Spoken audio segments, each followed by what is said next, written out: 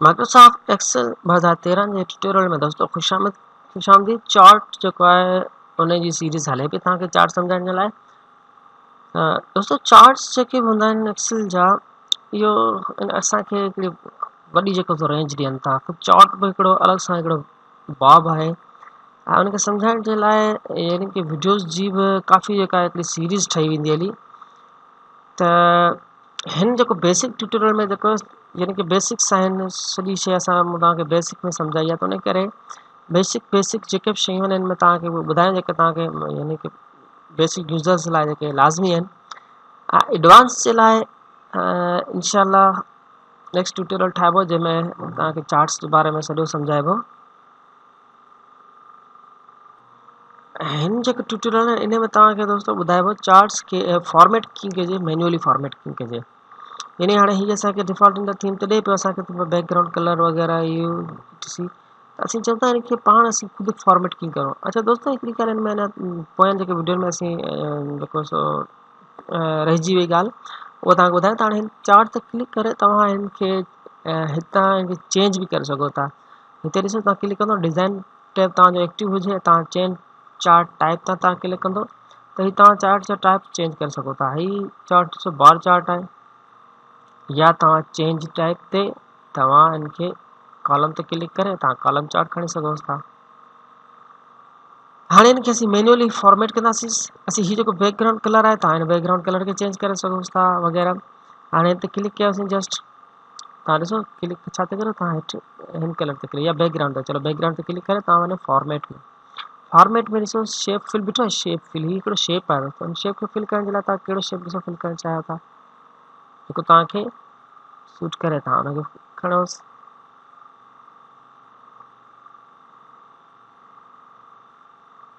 अच्छा सॼी असीं हीअ थीम था ठाहियूंसि, ठीकु आहे दोस्तों। ऐं लाइन जेका कलर तव्हां लाइन ते क्लिक करियोसि, हीअ जो बैक कलर अथव असीं लाइन ते क्लिक कंदासीं दोस्तों। लाइन ते क्लिक कंदो पर हीअ ॾिसो हीअ ॿिन्ही साइडनि ते हिन जा जेके नोट्स आहिनि न, एंड ऐं स्टार्ट ऐं एंड वारा नोट्स आहिनि, इहे सिलेक्ट थींदा लाइन जा।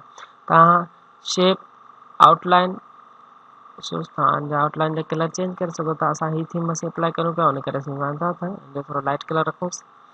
हाणे असीं अची था हिन ते, हिन जा कलर असीं जेका थीम असीं अप्लाई करूं पिया असीं भाई त उन ई थीम जा अप्लाई करूंसि जीअं तक जेको तव्हांखे सूट करे।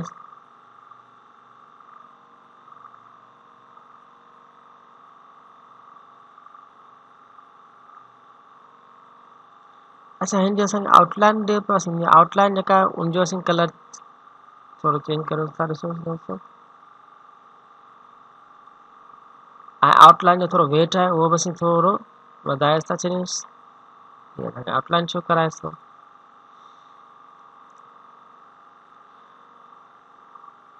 हीअ हाणे हेठि ॾिसो दोस्तों, हिन हेठि क्लिक करियोसि तव्हां जेको आहे जेका की जेका सीरीज़ आहे इन ते क्लिक करे तव्हां इन जा टेक्स्ट जेको कलर आहे उहो बि तव्हां चेंज करे सघो था। होम मां तव्हां टेक्स्ट जो फिल जेको आहे उहो चेंज करियोसि। अच्छा सॉरी दोस्तों, हीअ वर्ड आर्ट पेज ते बिहेव करे पियो असांखे, हुन करे असां इहो फॉर्मेट में ई असीं हिनखे चेंज करे सघंदासीं। टेक्स्ट फिल लॻो पियो आहे हिनखे असीं चेंज था करियोसीं।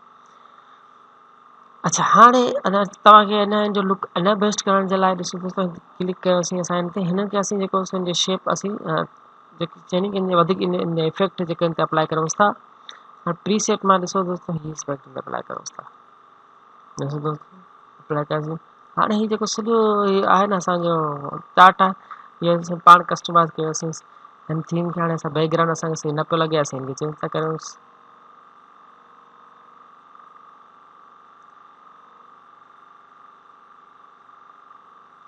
लाइन जे कलर आहिनि दोस्तों, माण्हू था कुझु लाइन जा कलर डार्क हुजनि, थोरा डार्क ॾेई छॾियोसि था। ऐं हितां हीअ जेका असांजो अमाउंट आहे हिन शेप जो कलर इहो बि असीं ब्लैक करे छॾींदासीं। ॾिसो हाणे हलोसि था असांजी जेका स्टूडेंट वारी शीट में, उन में तव्हांखे वधीक जेको लुक तव्हांखे ॿुधाईंदो हलां। ॾिसो असीं फ़िलहाल नेम खे असीं सिलेक्ट कयोसि था, कंट्रोल दॿाए वरी असीं हिन जा जेके सिलेक्ट कयासीं सब्जेक्ट सिलेक्ट कयासीं। ऐं हितां इंसर्ट मां चार्ट मां असांखे जेको आहे क्लस्टर कॉलम असां सिलेक्ट कयोसीं।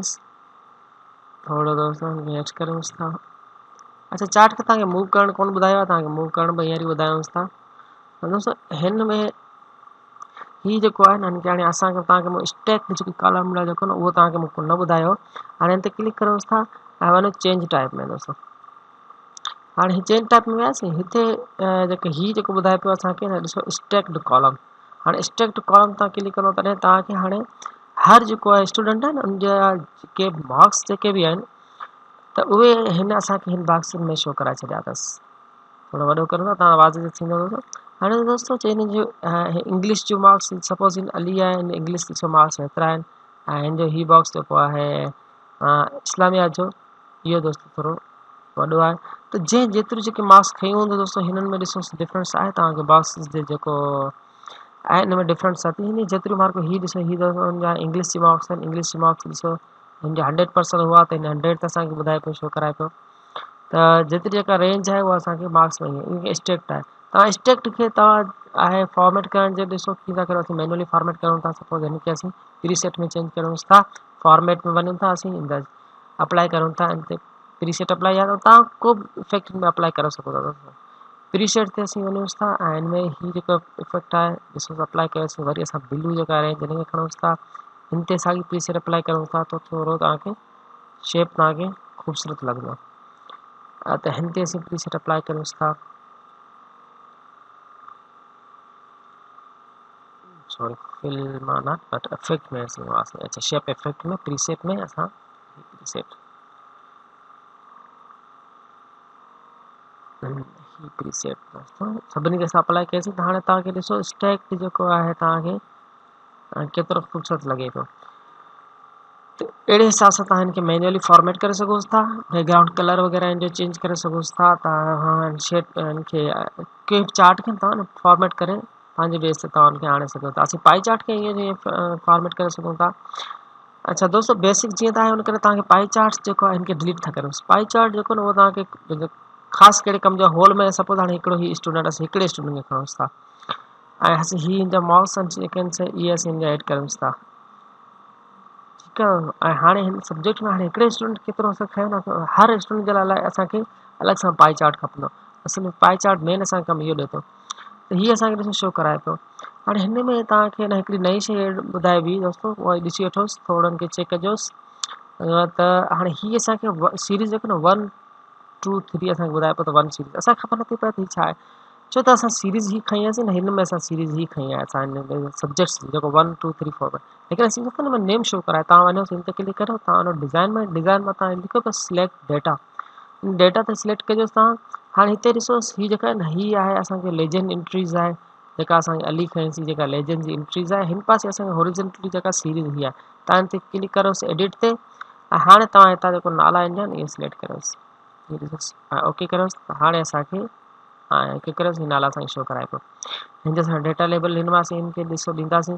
त हाणे असांखे ॾिसो छा ख़बर पए पई असांखे त हिन हिकिड़े अली जेको इन जो स्टूडेंट जेको मार्क्स जेको मार्किंग आहे न उहो केतिरे परसेंट रहियो। ॾिसो हीअ छो त होल जेको मार्क्स आहिनि ख़बर आहे न असांखे त यानी टोटल सब्जेक्ट में 100 असां खणो त 600 टोटल मार्क्स आहिनि त असांखे हिन मां ख़बर पए पई त हिन स्टूडेंट जेको आहे न हुनजो टोटल जेको प्रोग्रेस छा रहियो आहे। इंग्लिश में ॾिसो 100 खयो अथसि ऐं हर सब्जेक्ट ईअं लेकिन मुंहिंजो 600 टोटल ही जेको आहे सर्किल आहे न 600 मार्क्स जो आहे त हर असांखे जेको असां अलॻि सां फ्रिक्शन वाइज़ असांखे विराए ॾिनो अथसि त हेतिरा हिन परसेंट मार्क खणे पंहिंजो जेको आहे न हिन 600 खे स्क्वायर खे क्लियर कयो अथसि।